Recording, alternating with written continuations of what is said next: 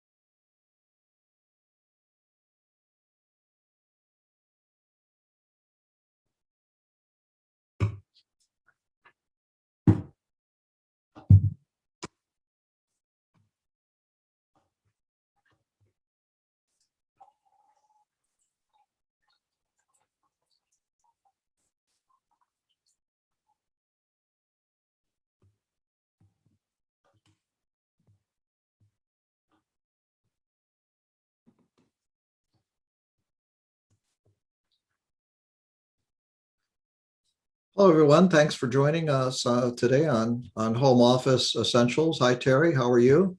Hey, doing good, Bob. Good, good. Just waiting for a few people to get signed on, and then we'll get started. How are you doing today? Okay. Doing good. Yeah, yeah. So what brought you to learning about taking this class on Home Office Essentials? Well, the reason I'm taking these is because of the COVID-19. They sent me home, and so I have to take this Get Set Up classes. Yes, And yes. so I took this one. I've done a lot of them so far, and I really like them. I think they're pretty cool classes. Yeah, Great, great. Well, thanks for your feedback. you're welcome. This is I find that when we do a class for the first time, it gets pretty crowded. But this class we've done a number of times, so we're getting a good sized group that's more manageable and easier to be interactive and take questions. Hello, Pam. How are you? Hi, Alma. How are you? We have John from our Get Set Up. He's our TA today, and he's with us for any questions and to help out.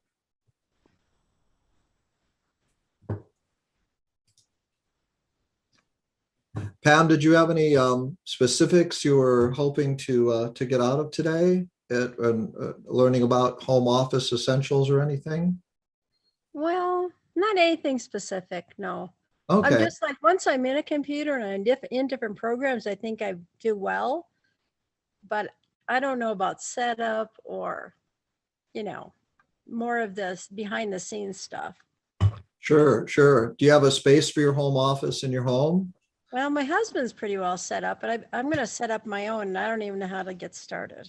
Okay, okay. Well, we'll talk about that. Finding a space is a good thing to do. Do you have a space in mind for it? Not sure.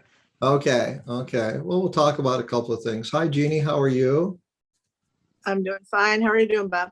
Great, great. Anything you're hoping to get out of today, or for helping with your home office and getting familiar with it? Just to get some ideas on how to do things differently. Personally, I was just using a laptop sitting on a table, or I have a computer cart. When I was working from home, I didn't have a monitor at home. Now I have access to a monitor. So my computer cart and the table I put it on in front of the sofa doesn't have room for a monitor. So just try to get some ideas on how to get things set up. Okay, okay. How's so you basically, when you're working at home or doing things out of a home office, you're working in a room that's used for other things? Yes. Yeah. Okay. Okay. Yeah. When I was in a job where I was working from home regularly, I did have a computer cart set up in a room that, well, I also used it for other things, but it was more dedicated than what I have right now. But that chair and that computer desk sort of bit the dust, and since it was more casual stuff, I've been just doing, but now that we're home more, I'm using my PC a lot more at home. Yeah, I guess we're all wondering how much longer we're going to be home more, or and if it's going to be the way of doing things. I think we'll still do a lot of things from home, even though we might get out, because one of the things that something like Get Set Up lets us do is lets an instructor like me that's based in Seal Beach reach people all over the country and even all over the world that they might not normally get to reach. If I was doing a class in my local community at a conference room or a local classroom, it wouldn't be easy for people to get into that. So it gives you a chance to get more variety. Yeah.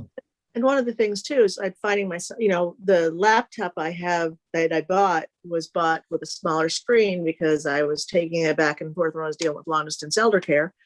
And for the Get Set Up classes, I tend to just grab my iPad. So Yeah. I would like to set something up with a better user screen. I was just talking to my financial planner the other day. He wants to do a virtual session and it's like, well, do you have a big screen? And it's like, no. Yeah. Maybe I can put the monitor that I have here somewhere for temporary and do it, but I'm finding doing more at home. I'm finding more limitations with my setup, basically. Yeah. You have to really start to give it some thought. Hi, Nettie. How are you? Good to see you. I'm good. How's everybody? Good. So we're just kind of trading home office challenges that we're struggling to deal with. A lot of it has to do with where do you put that computer and how do you get that set up right. So we'll talk a little bit about that today. Is anything specific you're hoping that we'll cover today? Well, I'm downsizing from a large 2-bedroom to a small 1-bedroom. Okay. So I won't have the space, and I have the laptop, the laptop. And basically, I'm trying to figure out, I really don't want to work in the bedroom. Yeah. But since everything is going to be so clustered in the little dining area and the living room, I'm trying to learn how to find my little nook, my little corner for my computer and to do my emails, the Zoom accounts and so forth. Okay. Yeah, good to know. There's a lot of different things you can do for trying to find out, getting your home office set up and helping you get those things arranged. I've worked out of a home office probably since the early 1980s. So I've worked in a lot of environments. I've worked in a bedroom. I've worked in a dedicated room. I've worked on a kitchen counter. I've worked mobile when I didn't even have an office. So there's just a lot of things that can help you out that I might be able to share with you, hopefully. Okay,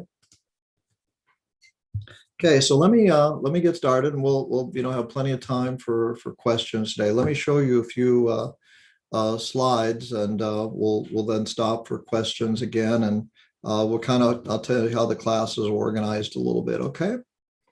And so today we're going to look at what I call home office essentials.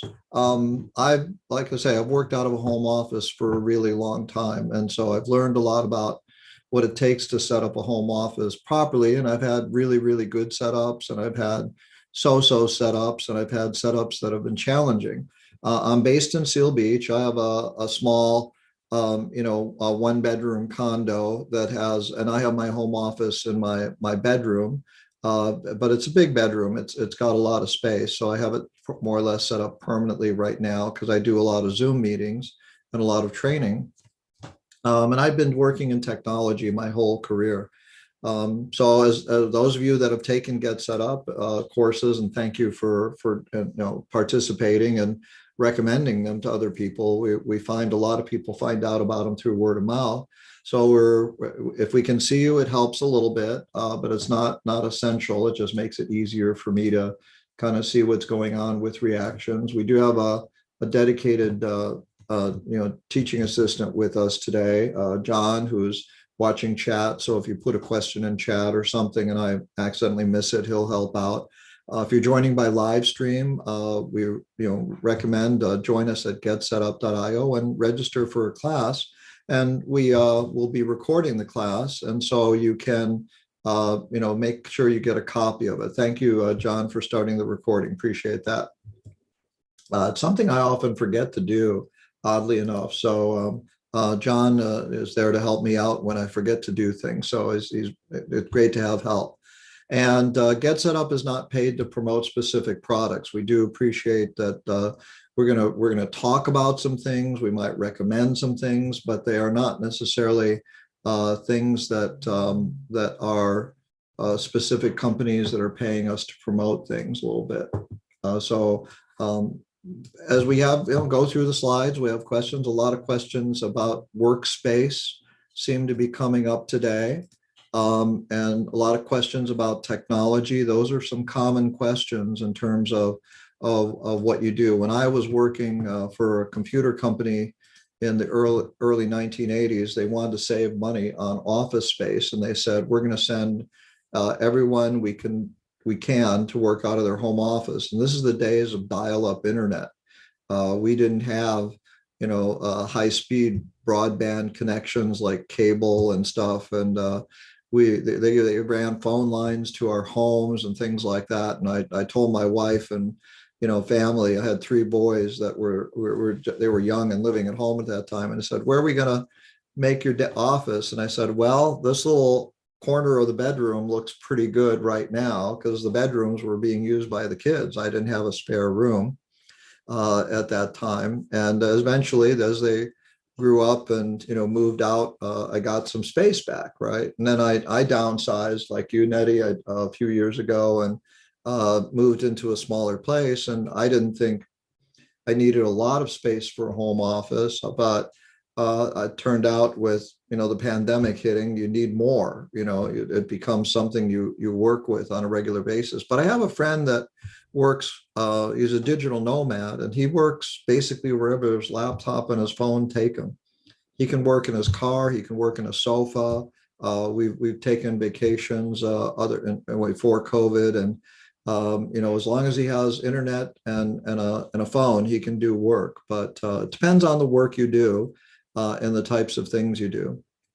We'll talk about some personal and social tips. And anybody have a boss or have employees they have to deal with or anything like that? Sometimes we always have a boss, no matter whether we have a job or not. But there's something about that if that'll help. So it sounds like from what we're talking about, these 2 areas are some areas where we might focus a little more today. How you doing on managing people in your home office environment, that people that you're around, people that you're working with, yourself as well, keeping yourself happy? So I'll give you some tips for that, and what we won't spend too much time on it unless you want to. Okay. All right. Sound good so far?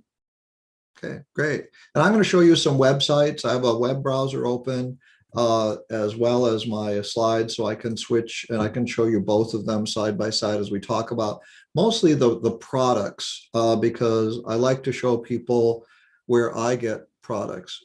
Hi, Jeannie. Did you want to say something? Or is that from a little bit earlier on the chat?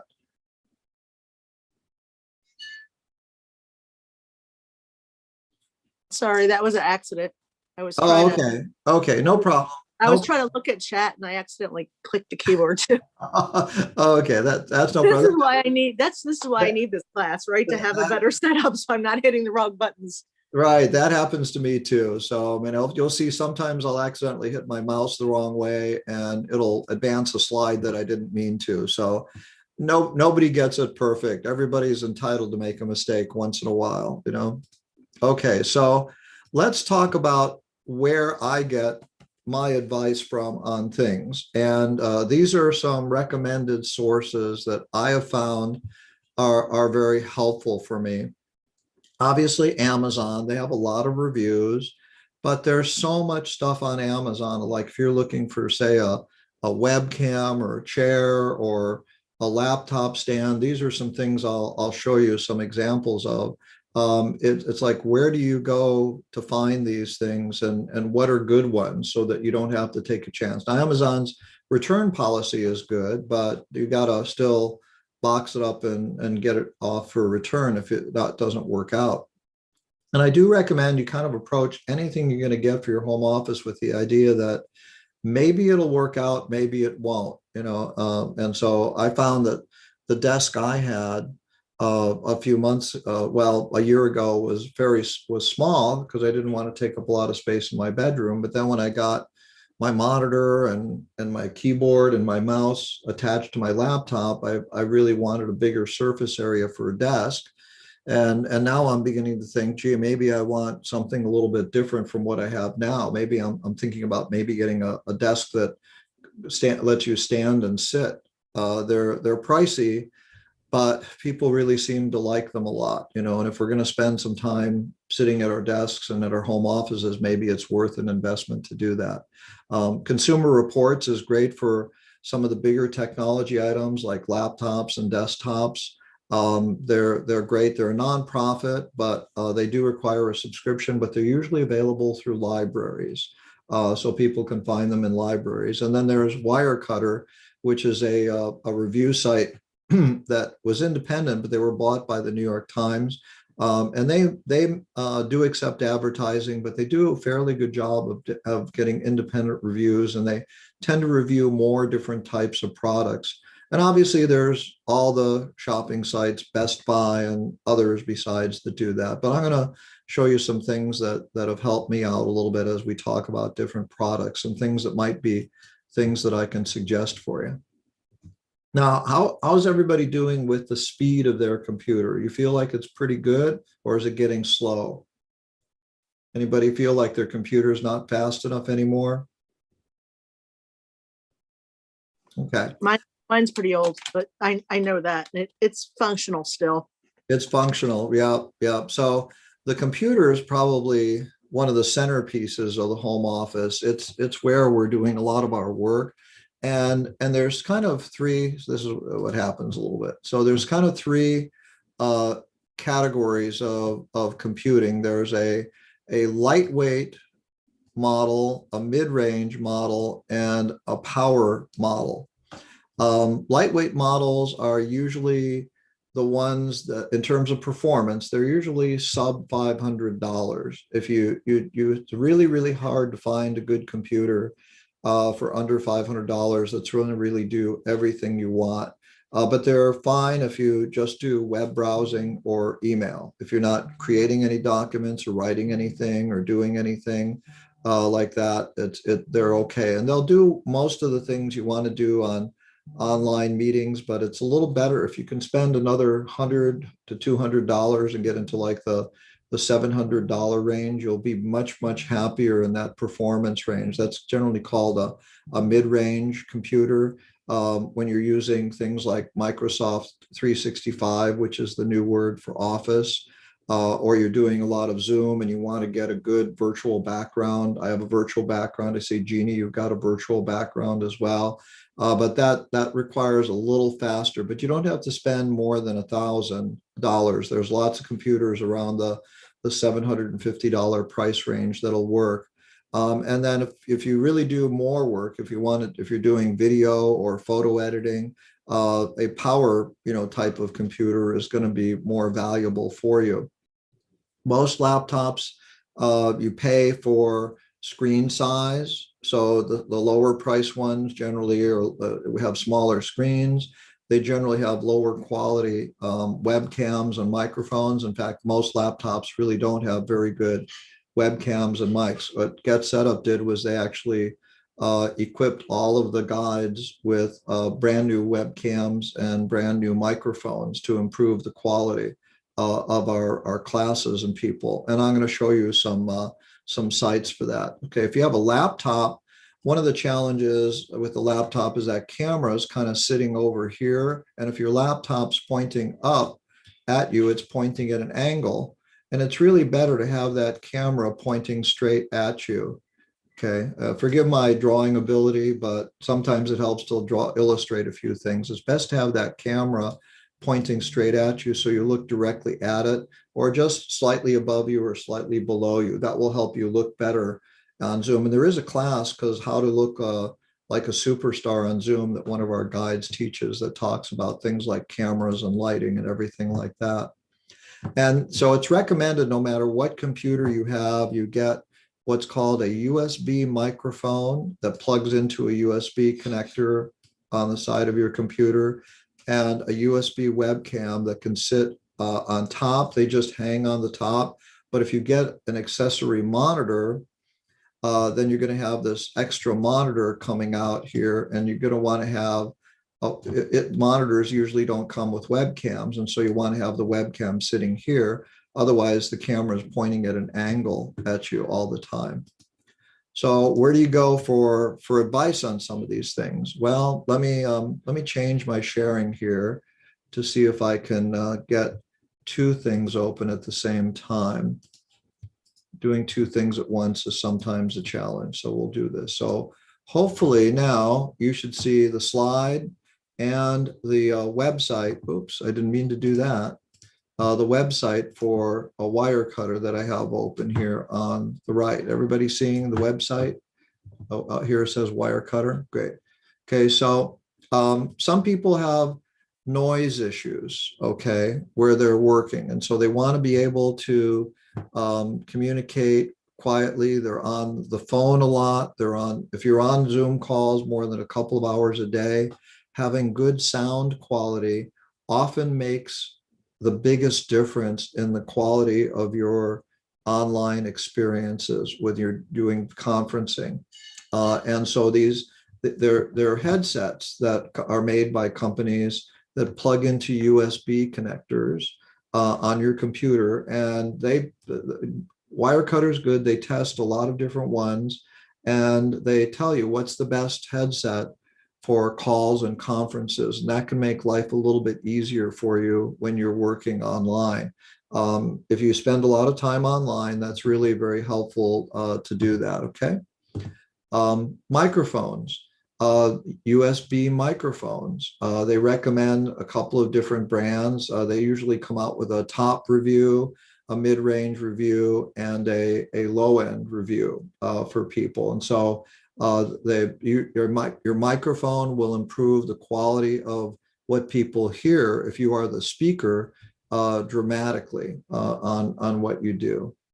And so the USB microphones are good. And you're going to get links to Wirecutter and Consumer Reports. Consumer Reports doesn't tend to rate things like microphones, but they do rate laptops and other larger ticket items. And then webcams. When COVID hit, a webcam was one of the hardest things for you to buy online. But it really makes a huge difference in the quality of the video and the ability to put the webcam in a position you want to. So I can point the camera almost directly at me. And so I look like I'm not TV quality by any means, but it's like it's a little bit better than having the camera pointing up or down or over or anything like that. And I always make sure that I have a fast enough computer to use virtual backgrounds. And I make sure that when I'm on camera, I'm not doing things that would be annoying to other people. I try and avoid a lot of movement. I try and avoid other types of activities. About the only thing I'll do is take a sip of coffee. Because it's common for people on talk shows and other things to have a cup of coffee or something else that they do. But those little accessories can make a huge difference in what you do. Now, the other thing that's helpful is something called a laptop stand. So let's see if I can find a laptop stand. What a laptop stand does, and I have a separate monitor and I have a laptop stand, but a laptop stand raises your laptop. Since many of you are working with laptops because they don't take up a lot of space, raising your laptop up a little bit from the surface of your desk really makes it easier to work with. I see your question, Jeannie, about the microphone. So one of these things, the thing about the laptop stand is that it raises your laptop so that, first of all, the monitor is directly in front of you. And ergonomically, that is going to be much healthier for you than bending your neck over all the time looking down at the screen. If you have your laptop on a Surface desk, a normal desk, and you're looking down at it, that's going to cause your neck to get sore over time. So being able to look directly at the monitor is considered the ergonomically best position. You will need to get an accessory keyboard and mouse if you use a laptop stand, but sometimes it can save you the cost of a separate monitor, okay, by doing it that way. Okay, so Jeannie says, is a separate microphone that much better than a headset with a mic? If you've got a headset that includes a mic, you probably won't need a separate USB microphone. They're integrated together. You're getting both the microphone and the headset. So you are upgrading the quality of the mic a lot. And if you have other people around and you've got noise going on, if you're working in a busy home or something like that, having that headset can help you concentrate a little bit more on whatever it is you're doing.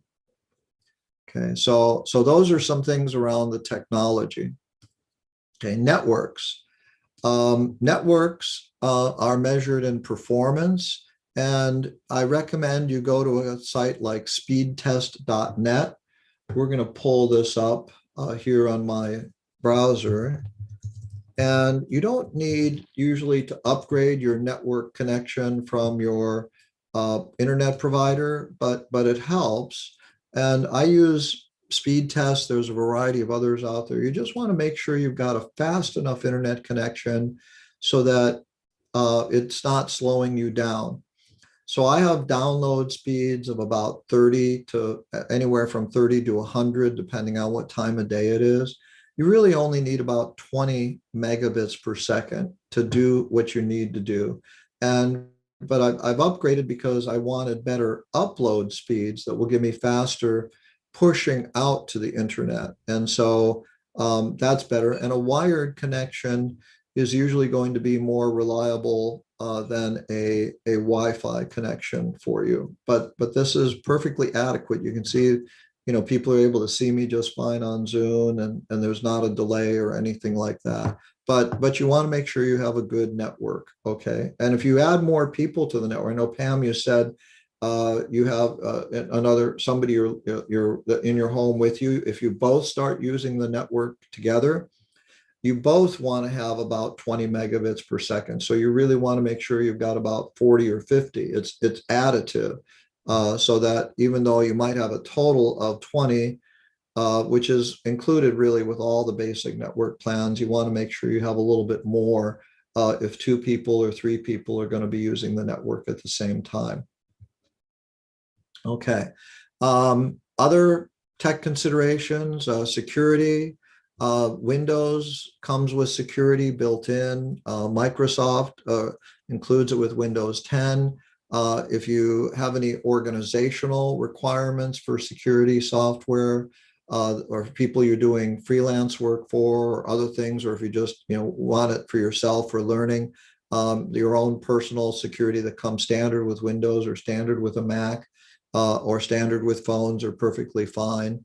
Your phone, if you have a work phone for a company that you're working for or doing business with, it's better to have a separate phone number for that than your personal. But if you're just independent, freelancing, doing other things, one number works fine if it's your own personal device.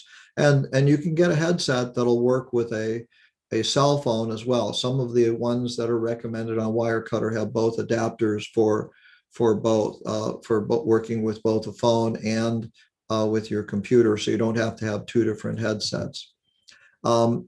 Support is important. When things break and you're responsible for your home office, they are really a necessary type of activity that you have to take care of. Who's that support plan with? Who are you going to call? Where are you going to get help from? So generally the least expensive way to get support on technology is to buy some kind of support plan when you buy your technology. Costco makes a big deal about the fact that they've got a 2-year support plan with all products, technology products they sell. Microsoft provides support for their Surface computers. Apple provides support. So keep in mind that when something's broken, you're going to be the one that's going to have to take care of fixing it, so then you're on do it yourself. And so that support for your home office, particularly if you're doing things like freelancing or other types of activities, really are important to keep in mind to keep yourself working and active on the internet. So I don't know if any of you have any support plans with any services right now. Pam or Jeannie or Nettie or Terry, do you have any support plans with anybody? No. Okay, something to think about if you buy a new product, ask about what kinds of support plans and resources are available for technical support. And like I say, for sometimes just a few $100s, you can buy a telephone, and chat support plan for your computer when you purchase it that might be helpful, or buy it from a retailer that like Costco or somebody that includes support options where you can get support ongoing, because you're basically on your own. I had a friend that was an attorney. He worked for a law firm. He was a partner, and he was used to having everybody doing everything for him. When he needed something printed, when he needed to have something fixed, he'd have somebody take care of all that for him. And he was going to start doing freelance work on his own when he retired. And he realized that, one of the things I realized, I'm not going to be able to call on an associate or my IT department to help me out anymore because I don't work there. I'm going to be doing freelance work. And so I recommended to him that he buy products from retailers that had better support plans, because he might need them for those types of things. Most of the time with software, you can really get support very easily. Because when you're using software, you are renting software or you're paying a subscription for it. Okay, any questions about technology? And we can come back to it, before the end as well. Okay.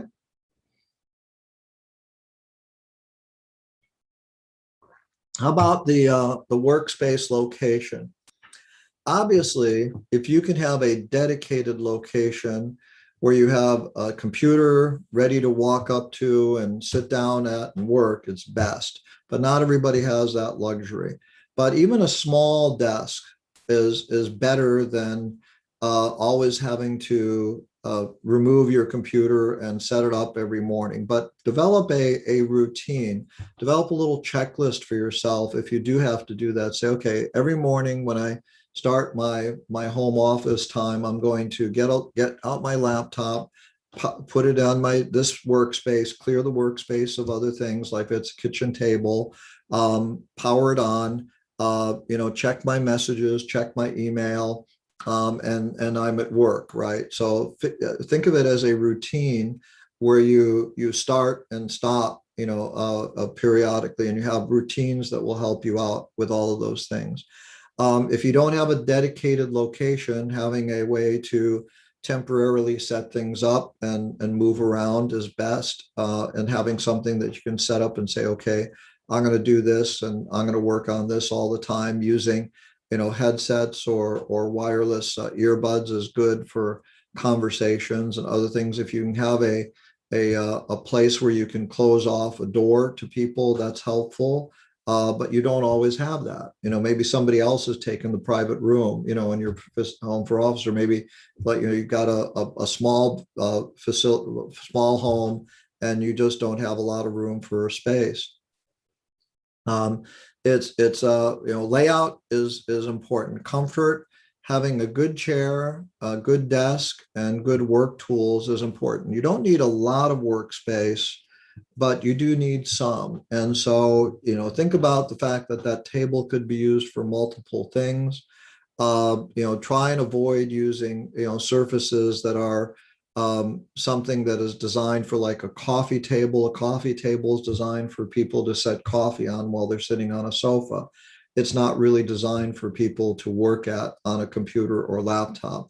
Laptops get warm. If you think you're going to have it on your lap, get a lap stand. Think about things that are going to help improve your comfort, and make sure that when you work set up. I worked out of a car, and I had a portable file cabinet. I had a laptop, and I had a cell phone, and that was my office in the front seat of my car, and in the passenger seat.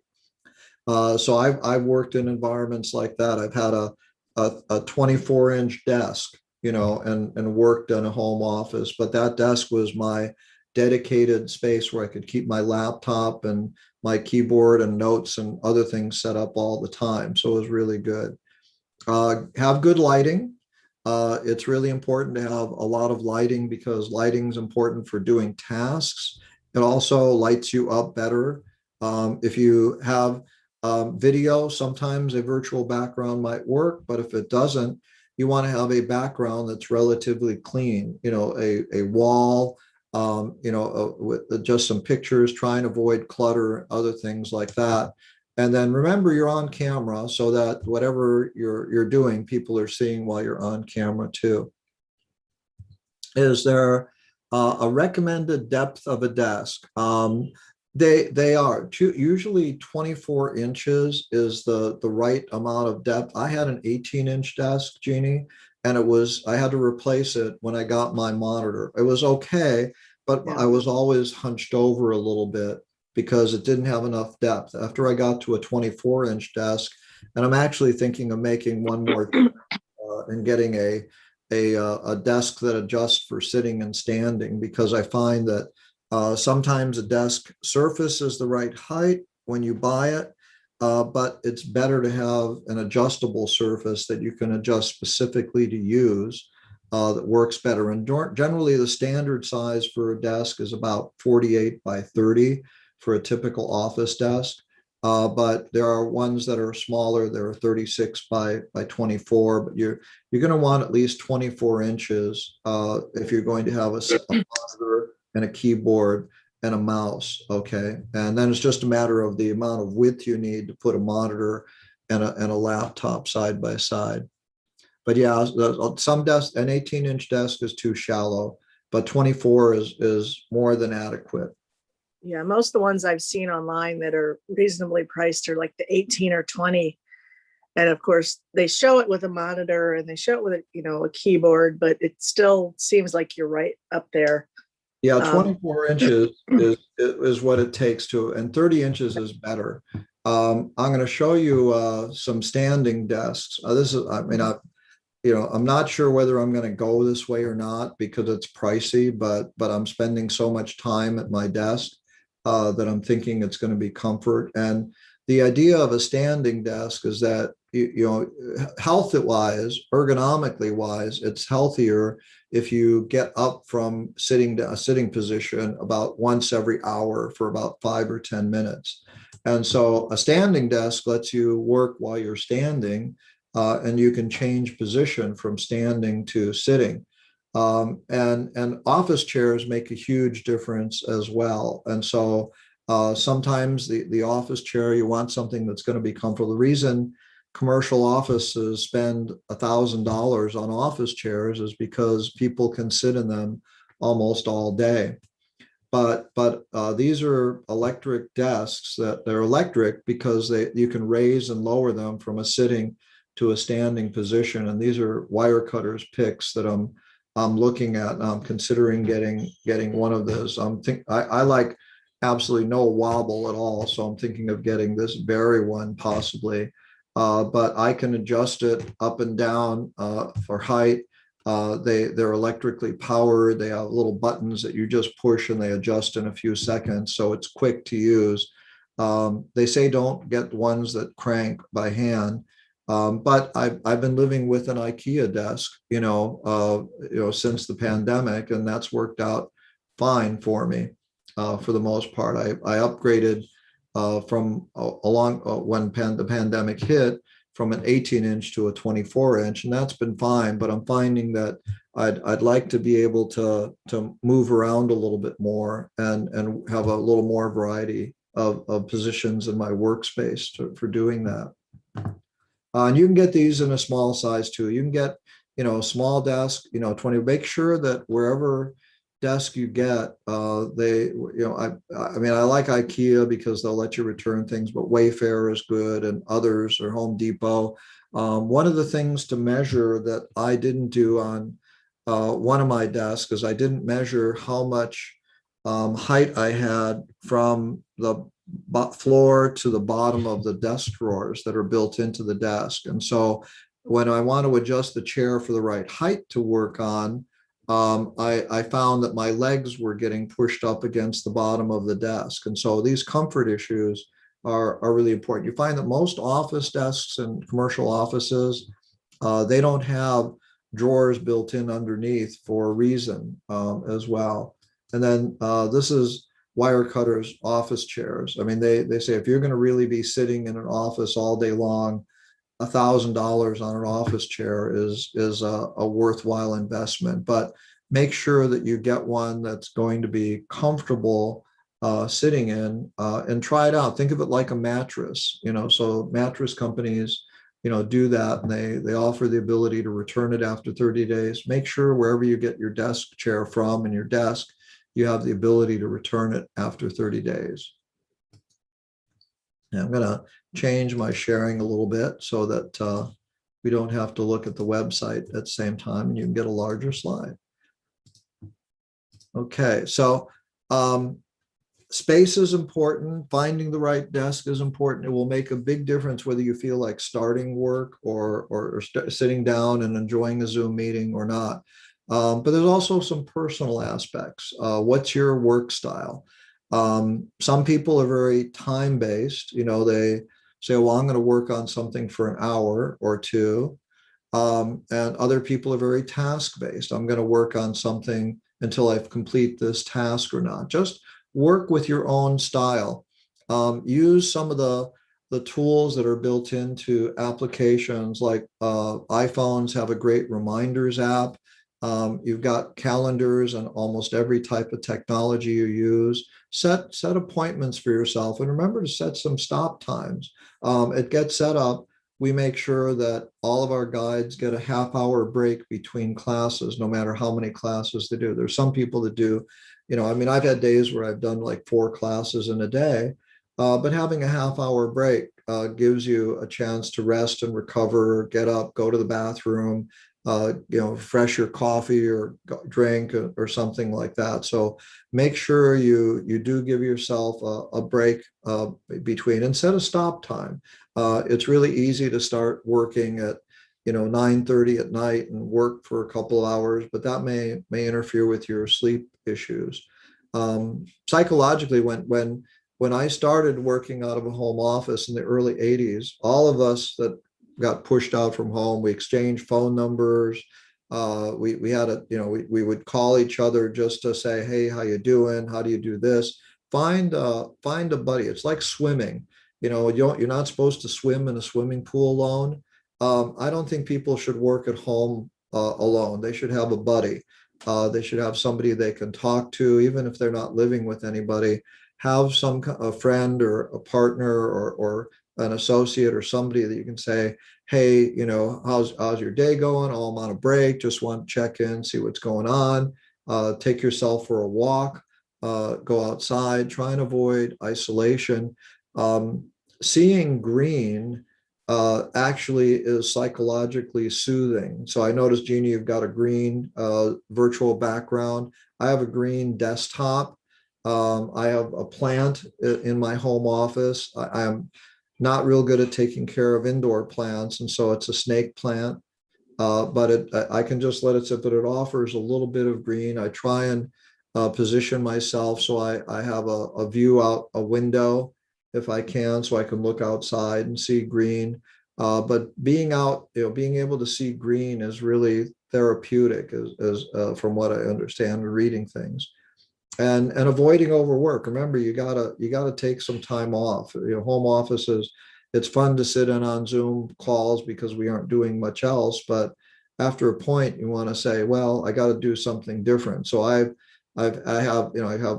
go for walks. I set up indoor setup where I can put my bicycle on a rack and I can go for a ride 2 or 3 days a week. Now the weather's warming up. So keeping yourself active and building in some variety into your routine is going to be helpful too. But you got to take care of yourself first.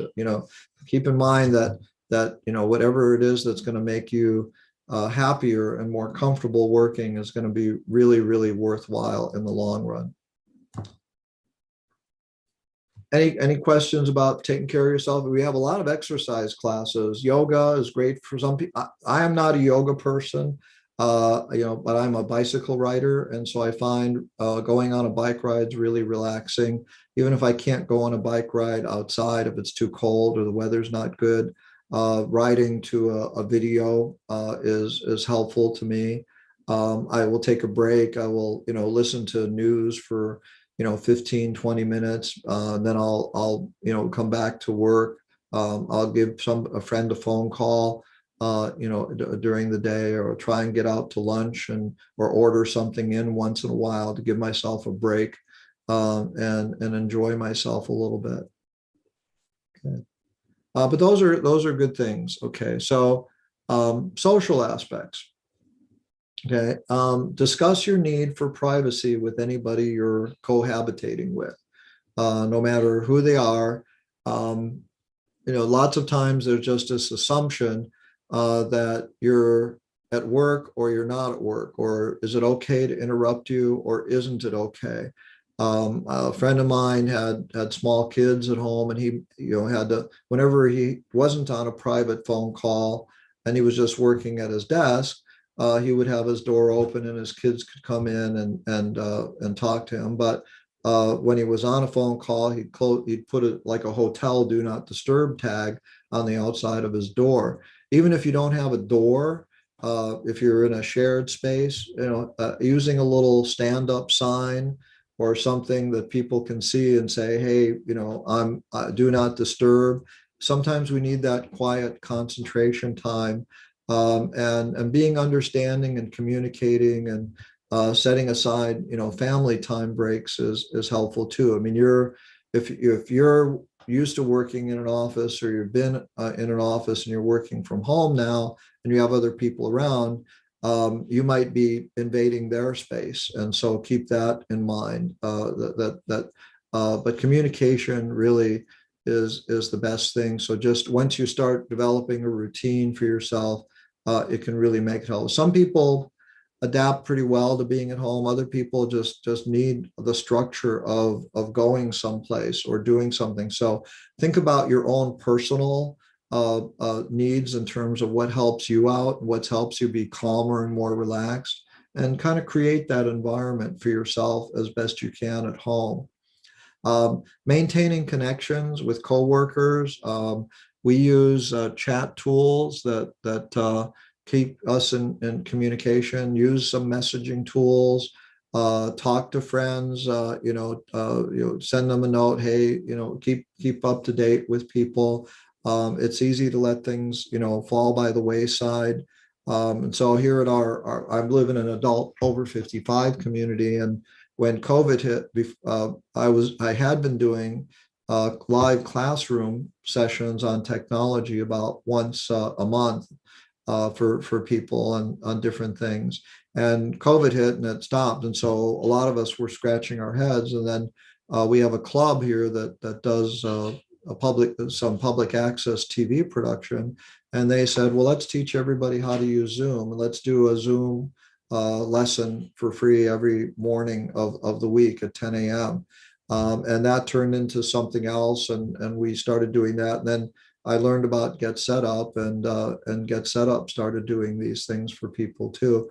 And what Get Set Up is going to be doing is we have new tools that are going to be coming out so that people can connect with each other, so that people that have common interests or want to say, hey, gee, I didn't know that you were interested in that thing because we were talking on a class, and they want to make connections with each other. We'll have a little more social aspect as well. So we're going to give people tools to bring them together as well.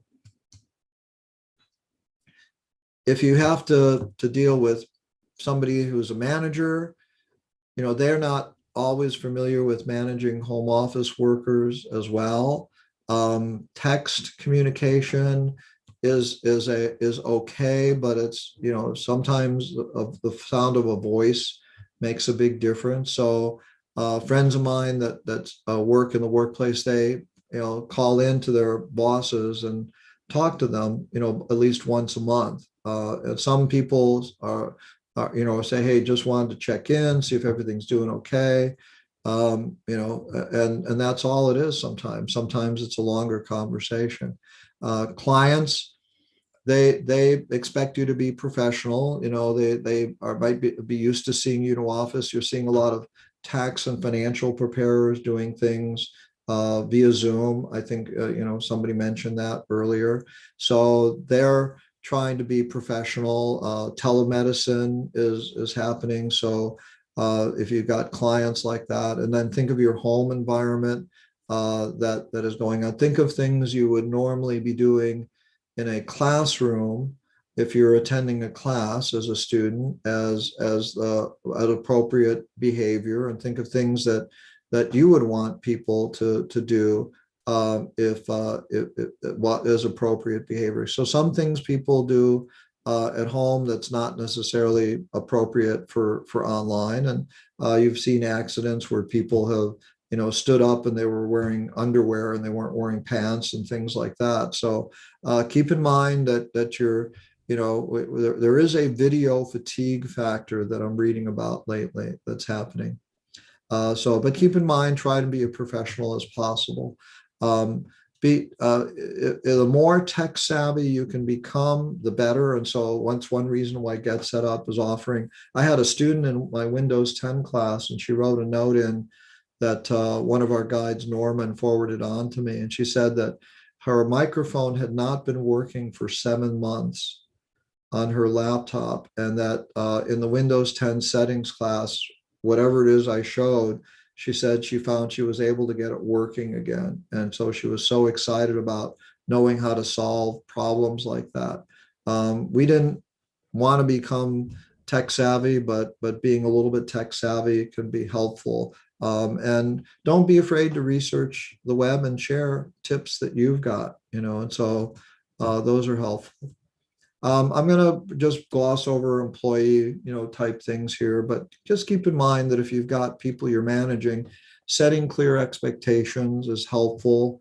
We've been bringing on TAs like John and other people, and they, helping them understand what we do during a class, what's helpful to us. Like John, I asked the manager of the TA, hey, can you help them? Just ask them to help us remember to start recording. And so we make them co-host when we start. And, I'm always excited when I say, oh my gosh, I forgot to start recording. And I realized that, somebody like John has started doing it, or watching chat, because we're trying to pay attention to presenting the material, watching our students and handling questions. And so there's a lot of multitasking going on while we're actually running a class that it's really helpful. But John will give me an attendance report, for example, but these are things that help them out, help us out, in terms of doing, but things that the guides were able to provide feedback for that helps the TAs understand how they can help better, and what we can do better to help them as well.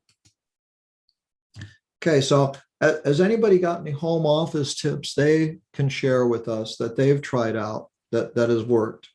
I will say definitely be conscious of the chair you're using. When I was working from home before, I bought a decent chair and it was fine for, an occasional work from home day. And then when I ended up at another company that was 3 days a week, it wasn't going to cut it. So I had to do better. Now, one of the things that I have, my previous work location actually sold off some of their, what do you call it? The really good, the $1,000 chairs, right? Yeah. So that's why I need to figure out what to set up on a more permanent basis, because that's not going to fit in the spot where I usually work on a little cart.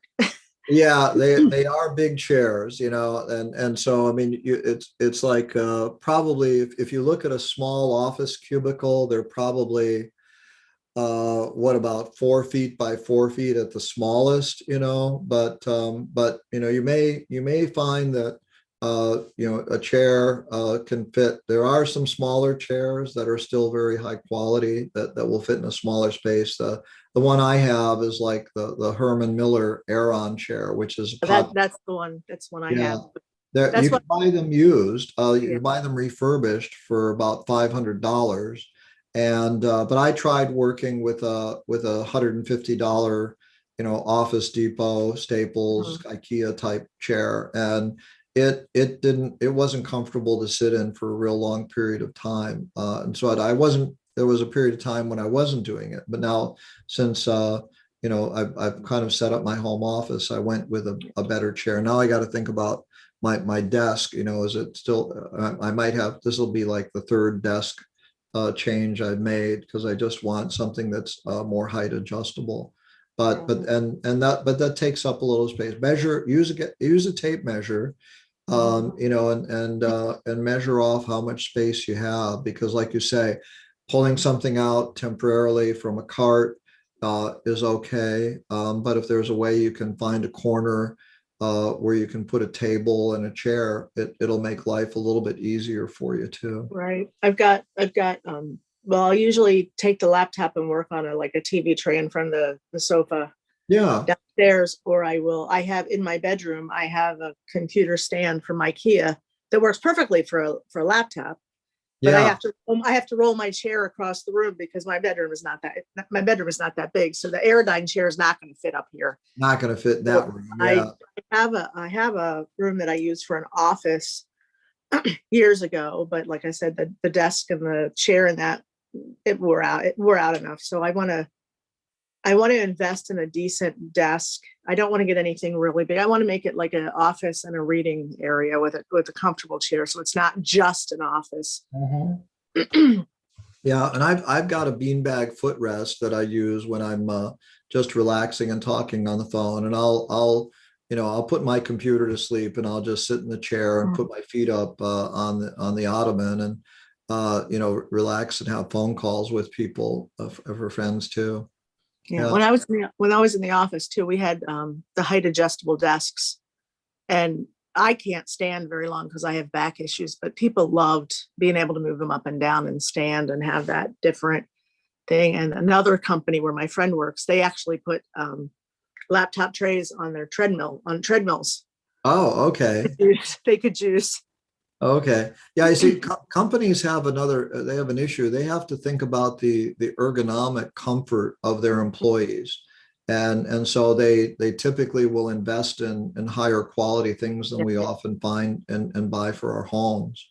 Yeah. Pam, anything that you want to share about what any home office tips or advice you might have, or anything you want to share? No? Okay. Okay. Terry, anything you want to share with us about home office, or any questions you've got before we wrap up? No, I'm okay. Great. Anything in particular help you from today that we talked about? Yes, and yeah. Okay, good. Good. Okay, great. Well, thank you for joining. Let me do a little wrap up for us today. And, we've got some related classes, obviously Zoom. We do a class. I do classes myself, typically on Windows and understanding technology. I do one all about web browsers, about other things, using PowerPoint. I'm putting together a class on Microsoft 365, doing a class on finding free photos on the internet that are perfectly legal to use, and other things like that. So hopefully, if you get home office, if you think some home office techniques and forming a little social group might be of interest, let us know. It gets set up, and we'll try and put something together. We've got class notes you're going to get. Take advantage of resources that maybe I found that you didn't know about, or resources you've got that help out. It's a process. It is hard. And I always like the fact that when you buy some equipment or technology or furniture, places got a good return policy, because you never really know how it's going to work out until you use it for a while and work with it. So thanks for joining Get Set Up. We appreciate it. For those of you that have been live streaming with us, we hope this has helped you learn a little bit about Get Set Up. But you can see the fact that we've got live interaction with some of our participants. It gives them a chance to get it. And you can request a recording at help@getsetup.io for anything. So Jeannie, Pam, Terry, Alma, thank you all for coming today. Appreciate your input and feedback and questions. They help us a lot with our class as well. And John, thank you for helping us out as a TA today. I appreciate that too. So Thank you, Bob. hopefully you'll get your home office set up as well as you can. Okay. Oh yeah, we're looking forward to the Microsoft 365 class as well. It's a lot of people are confused by it, and they've done so many things to change the services they offer from it. But it's really amazing what Microsoft is doing with that product now and their subscription for it. So Thanks, Bob. Enjoy all of your classes. Thank you, Alma, for joining us. Thanks, you. Bob. Thanks, Right. Jeannie. Bye-bye. Thanks, Pam. Have a great day. Bye-bye.